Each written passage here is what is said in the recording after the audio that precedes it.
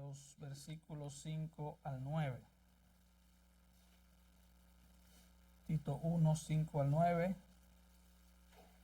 Quédese sentadito ahí. Queremos que usted lo lea y que mantenga la Biblia abierta y así podamos aprovechar al máximo la palabra del Señor. Amén, hermanos. Así dice la palabra de Dios. Por esta causa te dejé en Creta para que corrigieses lo deficiente y estableciese, estas letras tan pequeñas, Señor. Y establecieses ancianos en cada ciudad, así como yo te mandé. El que fuere irreprensible, marido de una sola mujer, y tenga hijos creyentes que no estén acusados de disolución ni de rebeldía. Porque es necesario que el obispo sea irreprensible como administrador de Dios, no soberbio, no iracundo, no dado al vino, no pendenciero, no codicioso de ganancias deshonestas, sino hospedador, amante de lo bueno, sobrio, justo, santo, dueño de sí mismo, retenedor de la palabra fiel, tal como ha sido enseñada, para que también pueda exhortar con sana enseñanza y convencer a los que contradicen. Oremos, Padre, una vez más. Quiero rogarte por tu ayuda. Ayuda a tu siervo, Señor. Es un simple vaso de barro con un mensaje de tu palabra que es excelente. Tu palabra es un tesoro. Ayúdame, Señora, a ser un mensajero fiel a tu libro. Y Padre, abre los corazones y los oídos de cada uno de mis hermanos para que tu palabra pueda hacer el efecto para el cual fue enviada. Y Señor, sigue preparando esta iglesia, síguela madurando hasta que cada día nos parezcamos más a ti. Porque te lo pedimos en el nombre de Cristo. Amén. Amén. En Mateo 16, nuestro Señor Jesucristo promete que Él mismo edificaría su iglesia. Así que el trabajo de edificar la iglesia es dirigido, supervisado directamente por su cabeza, que es Cristo, por el dueño de la iglesia, que es Cristo. Tal vez usted ha oído personas que dicen: yo no necesito ir a una iglesia para ser salvo. Bueno, eso es una media verdad. Porque somos salvos por gracia, es verdad, a través de la fe en Cristo. La salvación es solo por fe. Ahora, el asunto es que si somos salvos porque hemos creído de todo corazón en Cristo, entonces amaremos a Cristo. Entonces amaremos la esposa de Cristo, que es la iglesia. Tú no puedes decir que ama a Cristo y no ama a su esposa. Imagínate que tú digas: bueno, yo amo a ese pastor, pero de la que no quiero saber es de Noemí.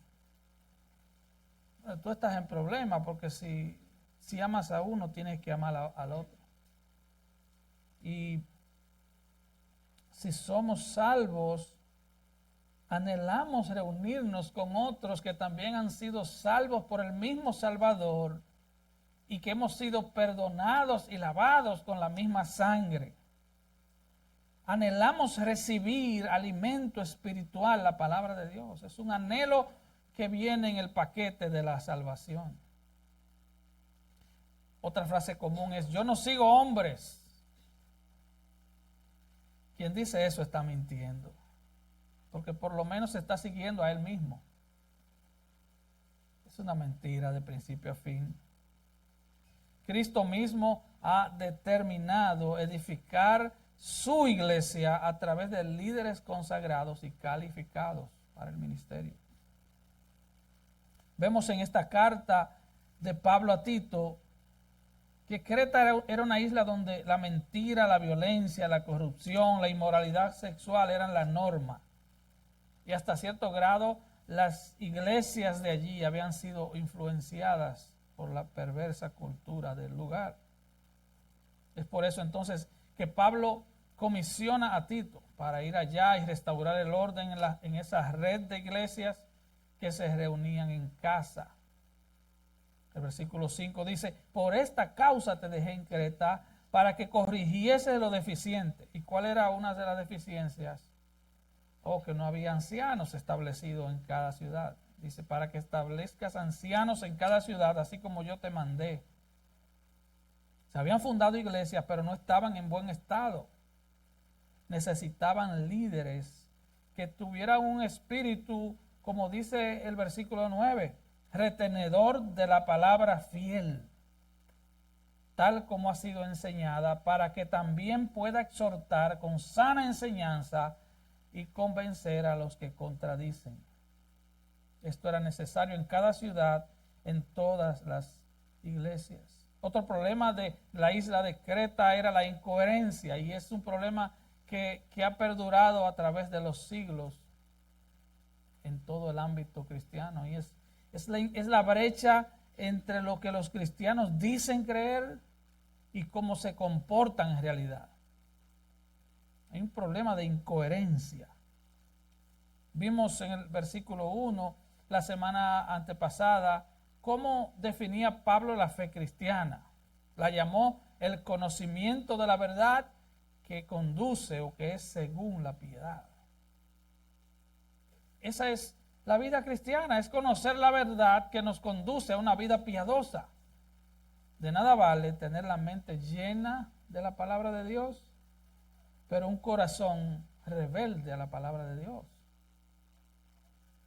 En Creta había algo erróneo, la verdad no estaba conduciendo a la vida de piedad como se espera. Y en este texto vemos cómo Pablo instruye a Tito a corregir lo deficiente en esas iglesias. Y estoy seguro que es una instrucción para todas las iglesias, porque estas instrucciones se repiten a lo largo del Nuevo Testamento. Pero estas instrucciones no solo son para ancianos, para pastores, para líderes. No vaya usted a decir: este mensaje no es para mí, mejor me voy o apago el canal. No, hermano, no apagues el transmisor. Este sermón tiene que ver contigo, porque este es un estándar para líderes, pero es un estándar para miembros de iglesia, es un estándar para creyentes.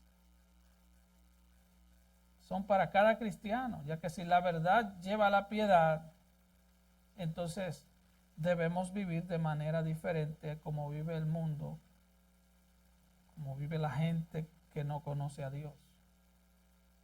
Decir que conozco a Dios y vivir como que no conozco a Dios es lo que yo decía el miércoles, es un ateísmo práctico. Decimos que creemos en Dios, decimos que seguimos a Dios, pero vivimos como si Dios no existiera. Eso nos lleva al primer punto, la pluralidad de ancianos, versículo 5. Por esta causa te dejé en Creta, para que corrigieses lo deficiente. Y una de las deficiencias era que no había ancianos, en plural. Este término tiene un trasfondo judío del Antiguo Testamento, donde se empleaba para referirse a hombres de buena reputación y sabiduría que supervisaban los asuntos de su pueblo o de su ciudad. Eso está en Proverbios 31, 23. Luego se transfirió esta idea al entorno de la iglesia. Cada iglesia es una comunidad local de creyentes en Cristo. Y el término ancianos implica que estos hombres deben ser cristianos con una fe madura y con un carácter probado. Debían ser hombres que pudieran ser respetados y capaces de guiar la grey del Señor con su ejemplo de vida y con su enseñanza fiel a la palabra de Dios. Ejemplo de vida y buena aptitud para enseñar la palabra de Dios. Observe que Pablo en este texto encomienda a Tito para que establezca ancianos en plural. En el Nuevo Testamento nunca encontraremos referencia al establecimiento de un solo pastor o un solo anciano. El trabajo del liderazgo cristiano es un trabajo compartido. Es un trabajo que debe ser compartido. Miremos algunos textos fuera de esta carta. 1 Timoteo 5:17. Los ancianos que gobiernan bien sean tenidos por dignos de doble honor, mayormente los que trabajan en predicar y enseñar. Todo está en plural, ¿se da cuenta? Santiago 5:14. El hermano del Señor dice: ¿está alguno enfermo entre vosotros? Llame a los ancianos de la iglesia y oren por él, ungiéndole con aceite en el nombre del Señor. ¿Hay algún enfermo? Llame a los ancianos. No está diciendo, llama a un evangelista que tiene don de sanidad. No, llama a los ancianos de la iglesia. Pedro, 1 de Pedro 5, 1 al 3, ruego a los ancianos que están entre vosotros, yo anciano también con ellos y testigo de los padecimientos de Cristo, que soy también participante de la gloria que será revelada, apacentar la grey de Dios que está entre vosotros, cuidando de ella, no por fuerza, sino voluntariamente, no por ganancia deshonesta, sino con ánimo pronto, no como teniendo señorío sobre los que están a su cuidado, sino siendo ejemplos de la grey. Así que aquí vemos que los ancianos de la iglesia no son señores, en el sentido de que no son dictadores en la iglesia, son ejemplos en la grey del Señor. Son hombres humildes, maduros en la fe, hombres enseñables, hombres de Dios.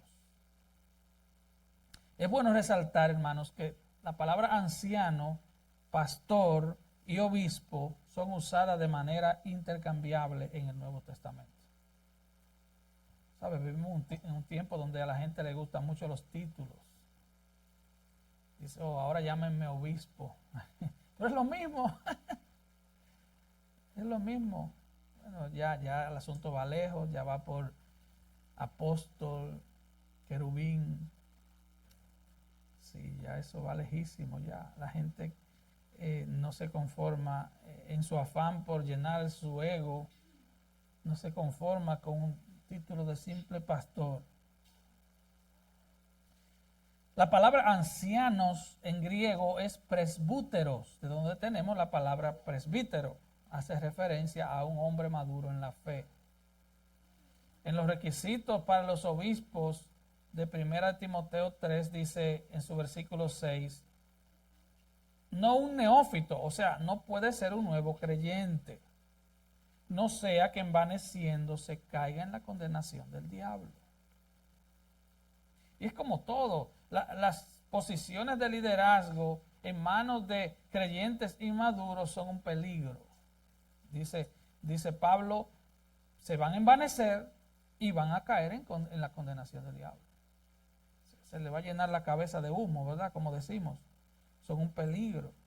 Van a llegar a tener más alto concepto de sí mismos que el que deben tener. Tienden a envanecerse, a llenarse de orgullo por su posición. No entienden que el que quiere ser grande debe comenzar sirviendo. Y el que quiere ser mayor sea esclavo de los demás. El Señor enseñó eso en Juan 13. Él se amarró una toalla y buscó un lebrillo con agua y comenzó a lavarle los pies a los discípulos. Así que la tarea del anciano, del pastor, del obispo, es lavarle los pies a los hermanos con la palabra de Dios, no físicamente. Es enseñarle con mansedumbre, es enseñarle con paciencia la palabra de Dios para que su caminar cada día sea más limpio. Es lavarle los pies. La palabra obispo en griego es episcopo, de donde viene la palabra episcopal. Significa supervisor. Es que, como dice Hebreos 13:17, al referirse a los pastores, ellos velan por sus almas, como quienes han de dar cuenta. Leí la historia de un pastor puritano que duraba horas de rodillas y a veces la esposa lo llamaba para que fuera a comer algo o a descansar. Y él le decía, no puedo, tengo que dar cuenta por cientos de almas, déjame. Es una carga que el Señor nos ayuda a entenderla. Así que el obispo es supervisor, es la tarea del pastor de supervisar la vida espiritual de las ovejas del redil. El pastor, los pastores no están para ver si la hermana se cortó el pelo, si se lo pintó de amarillo o de rojo. Estamos para supervisar la vida espiritual de las ovejas del redil. No le estoy invitando, por favor, a que se pinte el pelo de rojo. Es un simple ejemplo. Estamos para supervisar la vida espiritual, no el modelo de tu carro. Es tu vida espiritual. Cómo estás creciendo o si no estás creciendo. Es tu vida espiritual. Cuánto te estás pareciendo a Cristo. Esa es la carga de un pastor. Esa es la carga de los ancianos de la iglesia. Porque para dar cuenta de algo, yo debo supervisarlo primero. Tengo que saber cómo orar en la semana.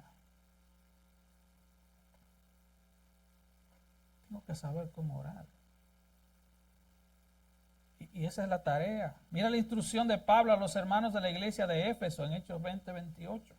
Por tanto, mirad por vosotros y por todo el rebaño en que el Espíritu Santo os ha puesto por obispos para apacentar la iglesia del Señor, la cual Él ganó por su propia sangre.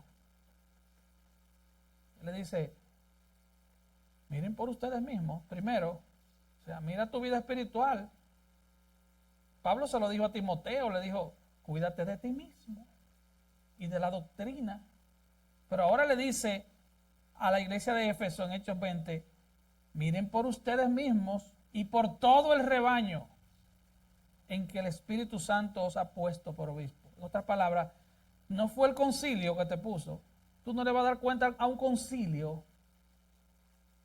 Tú le vas a dar cuenta al Señor. Tú estás apacentando la iglesia del Señor y les recalca, la cual Él ganó por su propia sangre. Cada oveja del redil del Señor es una oveja que el Señor mismo ha comprado con su sangre. Es una oveja del Señor. No es una oveja del pastor. Y entonces la palabra pastor nos habla de alimentar las ovejas con la leche pura de la palabra de Dios. Aquí vemos las tres palabras que encierran lo mismo. Simplemente nos habla de diferentes funciones de un mismo ministerio. Así que el pastor, el anciano, el obispo debe ser maduro en la fe. Debe supervisar y debe alimentar las ovejas a su cargo.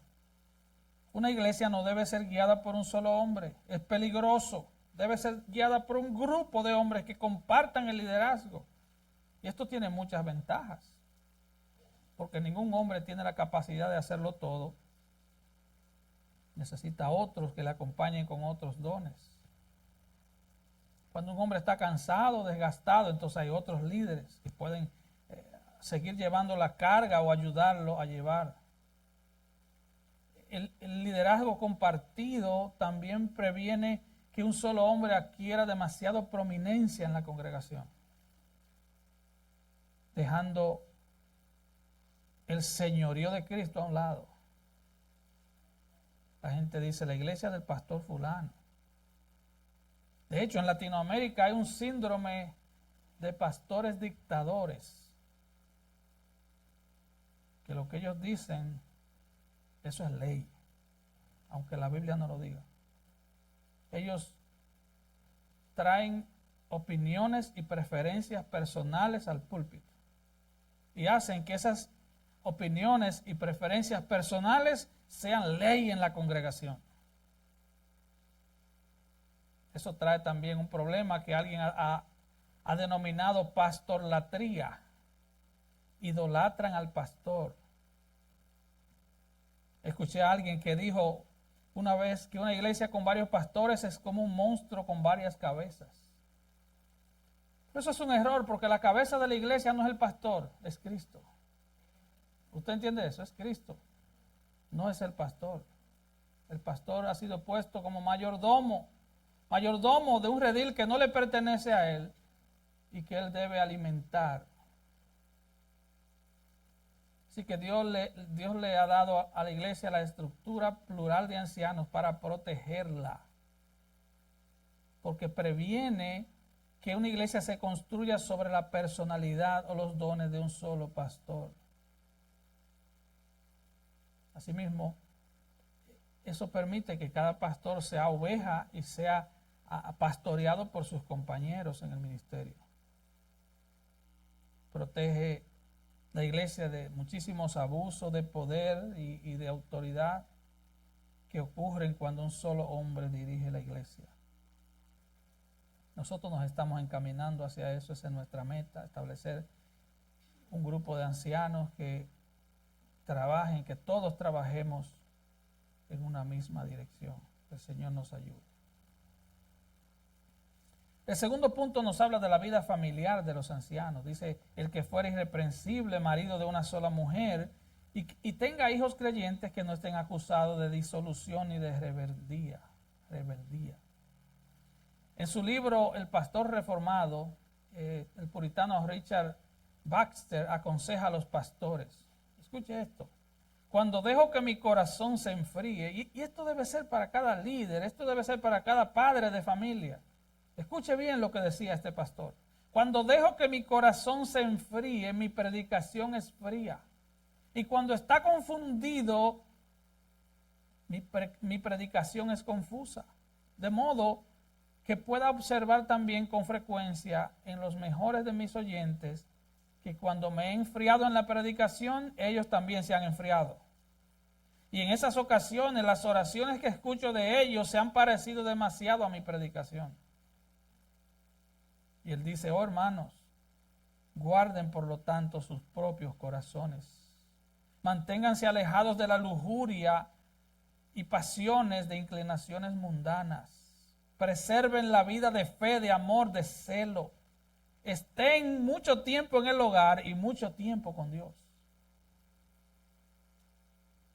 Cuiden de ustedes mismos, no sea que su ejemplo contradiga su doctrina.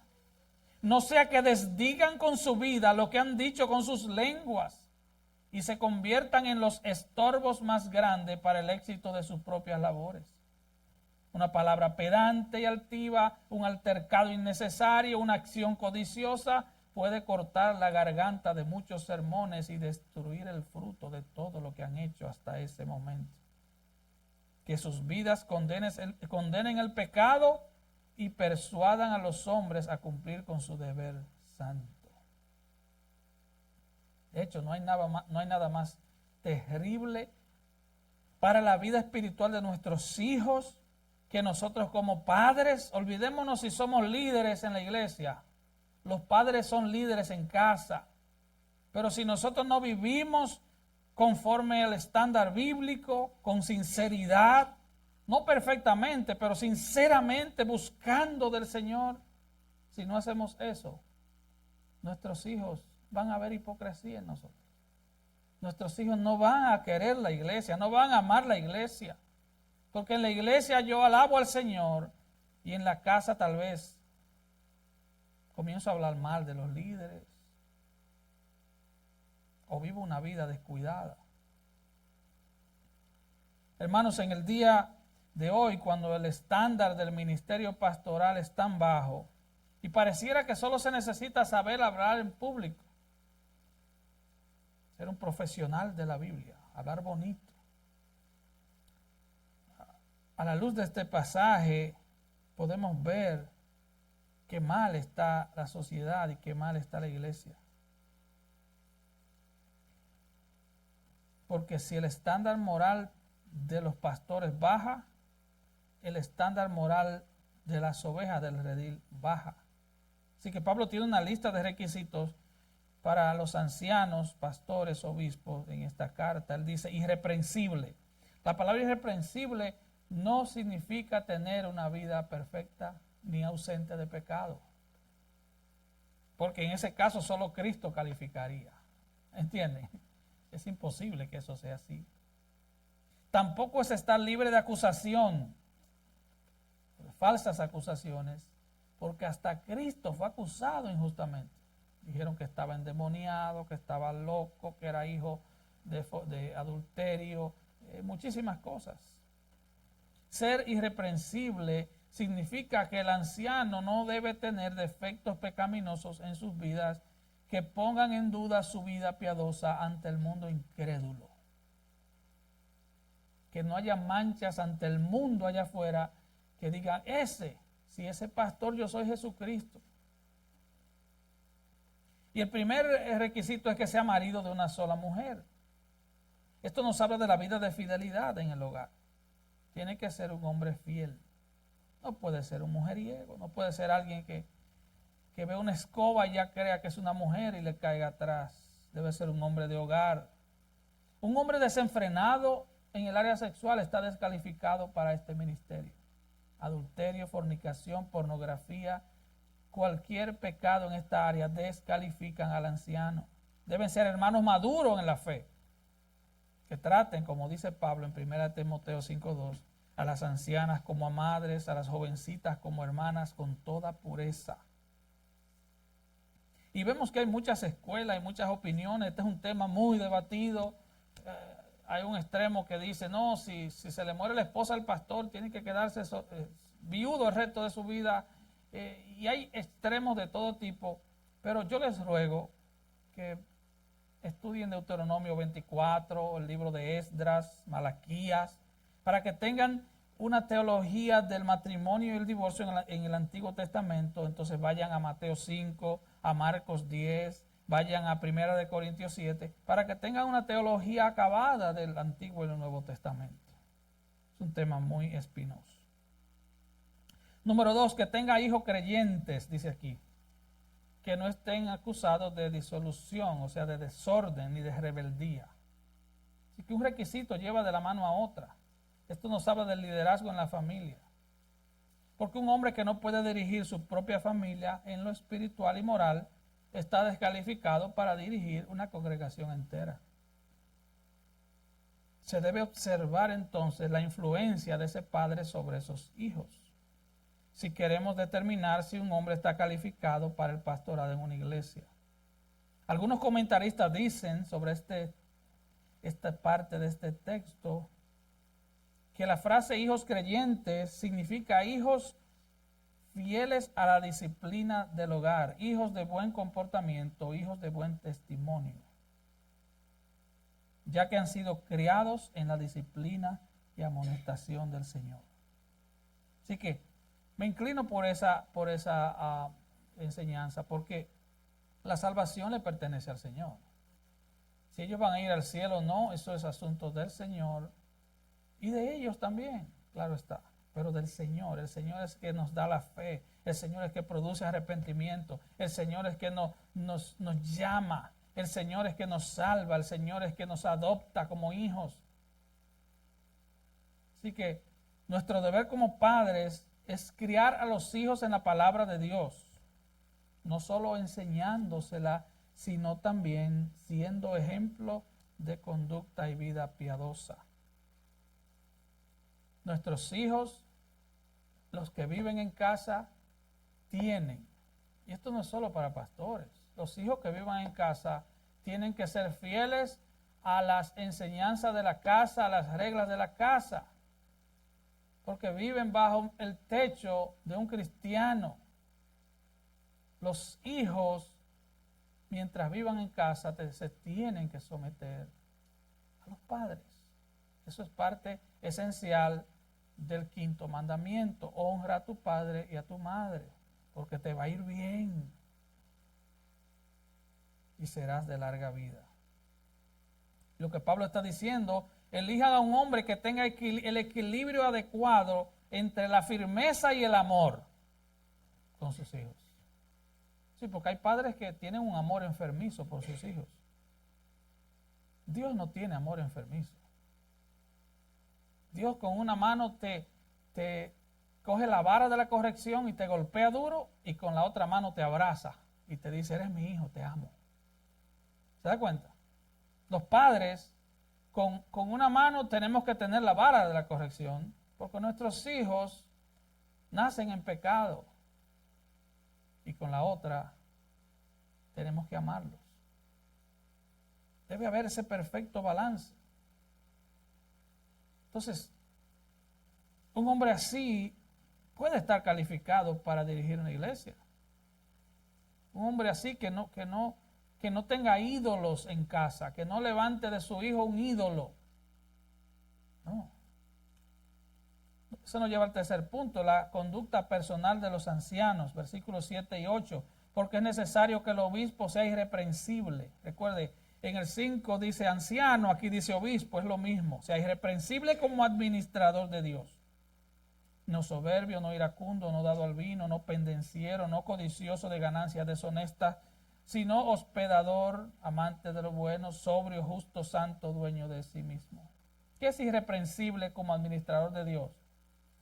Alguien escribió, un anciano representa a Dios. A él se le confía en la casa de Dios, las posesiones de Dios, los tesoros de Dios, las riquezas de Dios. Él actúa en nombre de los intereses de Dios. Un anciano es responsable ante Dios, y una ocupación noble exige, por tanto, un carácter noble. Somos administradores, somos mayordomos. Hermano, el pastor no es el dueño de la iglesia, los pastores no son dueños de la iglesia. Por eso, si usted como miembro de la iglesia o como alguien que nos visita hace mucho tiempo, cuidemos los hermanos, cuidemos las propiedades de la iglesia, cuidémonos unos a otros.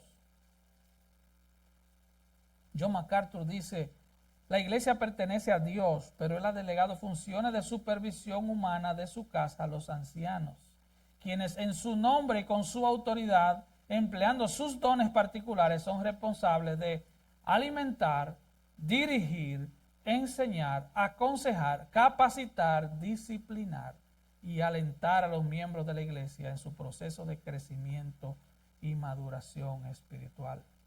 Luego dice, no soberbio. Soberbio significa tener un interés egoísta y arrogante para imponer la voluntad propia, sin importar cómo se verán afectados los demás. No, yo digo que va a ser así porque yo lo digo. Es por eso que no me gusta cuando un maestro se para aquí y dice, como dijo el pastor. La opinión del pastor no importa. Dime como dice la Biblia, en el capítulo tal, versículo tal del libro tal. Vámonos a la autoridad, vámonos a la Biblia. Háblame de la Biblia. La palabra de Dios es la autoridad final de la iglesia. El teólogo puritano Richard Baxter dijo, la humildad no es un mero adorno del cristiano, sino parte esencial de la nueva criatura. Es una contradicción ser cristiano y no ser humilde. Una total contradicción.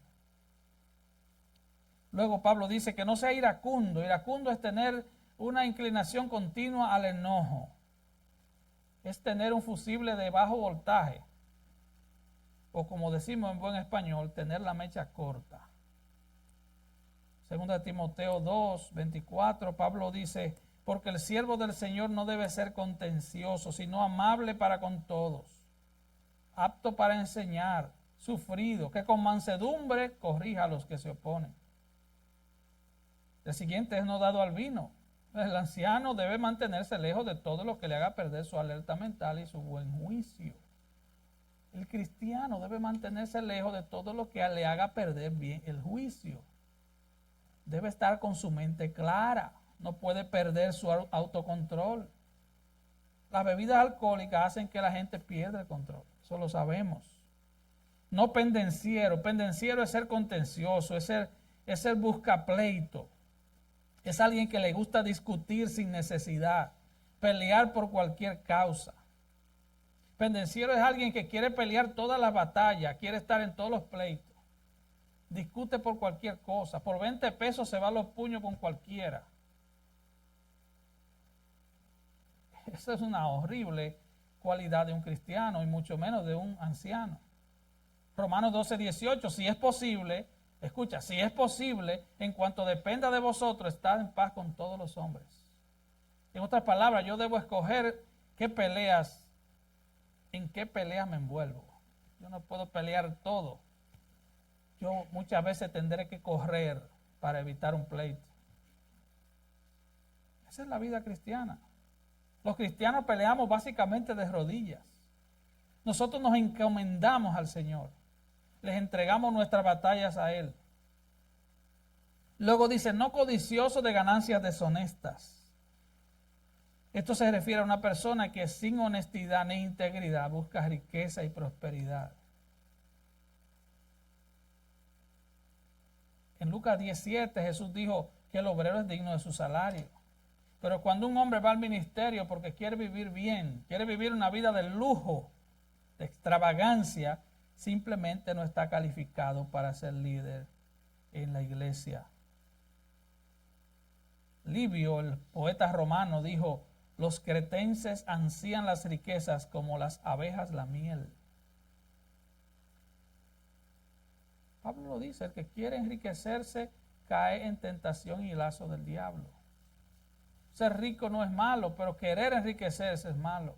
Si su motivación en la vida es ser rico, tú vas por un camino que Pablo dice, no yo, que te lleva al diablo. Te lleva derechito al infierno. Un hombre con esa mentalidad será víctima del soborno. Alguien que ama el dinero estará dispuesto a decir cualquier cosa desde el púlpito con tal de obtener ganancias personales. Sí, a la gente le gusta eso. Pero un hombre así no es íntegro. No será mayordomo fiel de la iglesia de Dios, que dice Pablo que es columna y baluarte de la verdad. No podemos negociar la verdad. Tenemos que llamarle al pecado pecado. No podemos negociar eso. Eso no se negocia. El amor al dinero es la característica de los falsos maestros. Lo dice el versículo 11 que veremos la próxima semana, Dios mediante. Les da lo mismo predicar lo que sea, con tal de que los haga populares, todas las sillas se llenen y eso les reporte dinero. Hospedador, dice que tiene que ser hospedador. Esta palabra significa tratar bien a los que no conoces, a los extraños. Ser hospedador es que cuando viene una visita, tú saludas primero las visitas. No saludes primero al que ya tú conoces o que es familiar tuyo. No. Identifica una cara nueva y ve y saluda a esa persona. Haz que esa persona se sienta bienvenida en la casa de Dios. ¿O no te pasó a ti un día cuando te convertiste? Que alguien te trató con hospitalidad. Es tratar bien a los que no conoces, a los que son de otras naciones, que tienen otra cultura, es tratar bien a otros. Mira lo que dijo Jesús en Lucas 14:12, dijo también al que le había convidado, cuando hagas comida o cena, no llames a tus amigos, ni a tus hermanos, ni a tus parientes, ni a tus vecinos ricos. No sea que ellos a su vez te vuelvan a convidar y seas recompensado. Mas cuando hagas banquete, llama a los pobres, los mancos, los cojos y los ciegos. Y serás bienaventurado, porque ellos no te pueden recompensar, pero te será recompensado en la resurrección de los justos. Y el siguiente requisito es que sea amante de lo bueno. Te dirá, no de un buen carro ni una buena casa. Eso no es lo que dice. Amante de lo bueno es tener inclinación por las cosas virtuosas. Mira como Pablo lo explica en Filipenses 4:8. Por lo demás, hermanos, todo lo que es verdadero, lo honesto, lo justo, lo puro, lo amable, todo lo que es de buen nombre, si hay virtud alguna, si hay algo digno de alabanza, en esto pensad. Todos esos atributos se le pueden señalar a Cristo, porque Él es verdadero, Él es honesto, Él es justo, Él es puro, Él es amable, Él es de buen nombre, y Él está lleno de virtud y Él es digno de alabanza. Todos esos atributos se les pueden señalar a la Biblia. La palabra de Dios es verdadera, es honesta, es justa, es pura, es amable, es de buen nombre, está llena de virtudes, es digna de alabanza. Séneca dijo, ignoramos las cosas necesarias porque aprendemos demasiadas cosas superfluas e innecesarias. Nos llenamos la cabeza de tela de arañas e ignoramos lo que realmente importa. Otro requisito es ser sobrio. Ser sobrio es alguien que está en control de lo que piensa y lo que hace. Es alguien que de manera intencional llena su mente de los consejos de la palabra de Dios. ¿Usted quiere ser una persona sobria? Llénese, aliméntese diariamente, de manera seria, capítulo tras capítulo de la palabra de Dios, hermano. De manera seria. No como, déjame ver dónde me salió, qué me dice Dios hoy. ¡Pra! No. Lea la Biblia, léala, estúdiala para que pueda vivirla. Ser sobrio es estar en control de lo que pienso y lo que hago. La persona sobria evita cosas triviales, insensatas, improductivas, evita conversaciones sin sentido, evita entretenimiento mundano. ¿Cómo tú te vas a pasar horas y horas en un televisor o en un celular? Tú vas a perder la sobriedad. Tú vas a estar al final adicto al internet. Dice justo. Ser justo es alguien ecuánime, alguien que es apto para emitir un buen juicio cuando fuera necesario. Esto alude a nuestra honradez en las relaciones con los demás. Ser santo es alguien piadoso, consagrado a obedecer la voluntad de Dios para él y la iglesia donde el Espíritu Santo lo ha colocado. Ser dueño de sí mismo es un hombre controlado por el Espíritu Santo, controlado por la palabra de Dios. Es alguien que puede controlar sus apetitos, sus acciones, sus estados de ánimo, sus aspiraciones. Porque como cantábamos, vivir es Cristo. Para mí vivir es Cristo. No es cantarlo, es que ese sea el norte de su vida. Charles Spurgeon, hablando del ministerio pastoral, dijo, más nos vale vivir muy cerca de Dios si es que vamos a salir aprobados en el ejercicio de nuestra vocación. Más nos vale vivir cerca de Dios. Vivir cerca de Dios. Todo cristiano necesita eso. Los padres necesitamos eso. Vivir cerca de Dios. Para que el Señor ayude a nuestros hijos a buscar a Dios.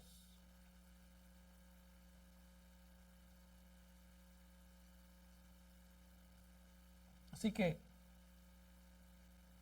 aquí nos encontramos con un buen retrato de la clase de hombre que la iglesia necesita para el liderazgo.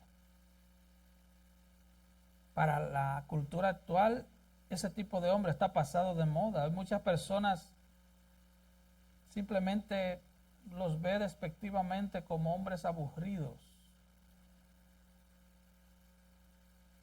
Hay cristianos que cuando evalúan a un pastor, lo primero que dicen es ¿cómo me hace sentir? Porque todo se trata de sentir, sentir. Por eso son engañados. Son llevados como ovejas al matadero. Les sacan toda la lana y al final terminan en el infierno, pero con una sonrisa. Ellos le dan más valor al pastor por su capacidad de entretenimiento que por su fidelidad a Dios. Les preocupan más los supuestos dones del Espíritu que sus frutos. Eso nos lleva al cuarto y último punto, voy a ser bien breve. Firmeza doctrinal de los ancianos, versículo 9. Retenedor de la palabra fiel, tal como ha sido enseñada, para que también pueda exhortar con sana enseñanza y convencer a los que contradicen. Ahora Pablo nos habla del ministerio básico de un anciano fiel, ser maestro, predicar, enseñar, guardar la verdad de Dios con diligencia y constancia, ser retenedor de la palabra. La palabra retenedor en el griego significa aferrarse o pegarse, adherirse con fuerza a algo o a alguien. Es agarrar con uñas y dientes la verdad de la palabra. Debemos entonces amar la palabra, respetarla, estudiarla, creerla, obedecerla. El liderazgo espiritual de un líder en la iglesia no se fundamenta en sus capacidades humanas, naturales, en su educación, en su buen sentido común, en su sabiduría humana. Se fundamenta en su conocimiento de las Escrituras, en el hecho de ser retenedor de la palabra fiel. Un hombre que no es retenedor de la palabra fiel de Dios, que no se ha comprometido a vivirla, no está preparado para predicarla. Si este sermón no ha perforado mi alma durante la semana, yo no puedo pararme aquí a traerlo, no puedo. No se trata de tener notas bonitas y leerlas, aunque pudiera leerlo, pero primero tiene que traspasar mi alma. ¿Por qué? Porque dice el versículo 9 al final, para que también pueda exhortar con sana enseñanza y convencer a los que contradicen. Charles Spurgeon dijo, es bienaventurado ingerir el alma misma de la Biblia, hasta que por fin se llega a hablar en el lenguaje de las Escrituras, y el espíritu queda saturado con el sabor de las palabras del Señor, de tal manera que el componente principal de la sangre, en vez de bilirrubina, llega a ser biblina. Y la esencia misma de la Biblia fluye con naturalidad del interior de quien predica. El anciano debe ser alguien que habla con la Biblia, que corrige con la Biblia, que predica con la Biblia, que enseña con la Biblia, que sueña con la Biblia, que respira Biblia. Así que el deber del pastor no es solo exhortar a los creyentes en la sana doctrina, sino también debe convencer a los que contradicen. Su espada debe tener dos filos, no solo para utilizar la Escritura y destruir los temores del pecador, sino para cortar las ataduras de las tinieblas que atan a ese pecador. Debe ser capaz de con su predicación matar las falsas enseñanzas y matar el pecado en su audiencia. Debe ser capaz de convencer a los que contradicen. Los ancianos, pastores, obispos están llamados a modelar el carácter de Cristo. Cada creyente de manera individual y de manera colectiva debe mostrar el carácter de Cristo. Es por esto la urgencia de que cada creyente evalúe, examine la palabra que sale del púlpito y al hombre que se sube al púlpito. Es tu deber, hermano. Es tu deber. El apóstol Pablo dijo en 1 Tesalonicenses 5:21, examinarlo todo y retener lo bueno. Es el derecho y el deber de cada cristiano filtrar todas las cosas por la palabra de Dios. No por lo que te enseñó tu abuelita, no por lo que te dijo tu pastor allá 20 años atrás en tu barrio, por la palabra de Dios. Usted no puede vivir del pasado, de una experiencia de hace 20 años. Oh, entonces se murió Dios. ¿Dónde estaba Dios esta mañana que no hablaste con Él? Se murió Dios. J.C. Riley dijo, todos los ministros, toda enseñanza, toda predicación, todas las doctrinas, todos los sermones, todos los escritos, todas las opiniones, todas las prácticas, todo debe ser examinado por la palabra de Dios. Medir todo con la medida de la Biblia, comparar todo con la norma de la Biblia, pesar todo con la balanza de la Biblia, examinar todo a la luz de la Biblia, probar todo en el crisol de la Biblia. Lo que pueda soportar el fuego de la Biblia, recíbelo, reténlo, créelo, obedécelo. Lo que no pueda soportar el fuego de la Biblia, recházalo y niégalo. Así que este es el derecho que debes ejercer si tú amas tu alma. No le debes decir amén a todo. Tú tienes la Biblia, pero estúdiala para que hables con propiedad. No debes creer en las cosas que salen del púlpito simplemente porque alguien lo diga. Debes probar todas las cosas por la palabra de Dios. Yo te pregunto, hermano, y quiero terminar con estas preguntas. ¿Tú oras antes de recibir la predicación para que el Señor te abra el corazón para recibir su palabra? ¿Tú oras para que el predicador, el pastor, el Señor lo ayude a ser fiel al texto bíblico? ¿O eso es solo una oración desde acá? ¿Tú realmente valoras el arduo trabajo de los pastores en estudiar y enseñar la palabra de Dios? ¿Tú estudias la Biblia diariamente, diligentemente, para que ningún predicador te engañe? ¿Estás consciente de que la falsa enseñanza envenena tu alma, nos aleja de Dios, nos aleja de su palabra y nos puede llevar al infierno eterno? ¿Tú estás consciente de eso? ¿Estás consciente de que exponernos a la sana enseñanza de la Biblia nos hace ser más piadosos y nos ayuda enormemente para vivir para la gloria de Dios? Solo la Biblia puede hacer eso. Solo la predicación fiel de la Biblia puede ayudarnos a vivir vidas piadosas, a vivir para la gloria de Dios. Pero hermano, hermana, no le digas amén a todo. Llena tu mente de la palabra. Dios jamás va a aplaudir la vagancia espiritual. Tú no tienes excusa. Tú tienes la Biblia en formato digital, la puedes tener en CD, la puedes tener en YouTube, la puedes tener en diferentes tipos de audio, la tienes en todas las versiones que quieras. Tú tienes la Biblia. Tú la tienes. Oh, que el Señor nos ayude a valorar este santo libro tan perseguido, tan odiado. Tanta gente ha muerto por distribuir la Biblia, por predicar la Biblia, por traducir la Biblia. Y muchos de nosotros la tenemos en casa cogiendo polvo. Solo soplamos sobre ella para venir a la iglesia. Que el Señor traiga convicción de pecado a tu alma en esta mañana y que tú seas convencido por el Espíritu Santo de que debes volver al Señor. Debes volver al Señor. Vamos a orar. Padre, gracias por el consejo de tu palabra. Oh Señor, ayúdanos a ser